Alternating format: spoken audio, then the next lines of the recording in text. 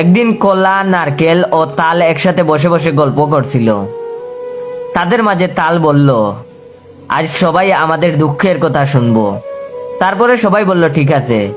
নারিকেল বলল, তা তাল আগে তোর দুঃখের কথা বল, দেখি তোর কত দুঃখ আছে। তখন তাল বলল, আচ্ছা বলছি, মনোযোগ দিয়ে শুন সবাই। তাল বলল, মানুষের মনে একটুও মায়া দয়া নাই রে। মানুষ আমার এমন ভাবে চিপে চিপে খায়, তবুও তাদের মন ভরে না। ভাবছি হয়তো আমায় চিপে খাওয়ার পর ফেলে দিবে, না, তবু আমায় কুড়িয়ে কুড়াল দিয়ে কুবিয়ে খেলো।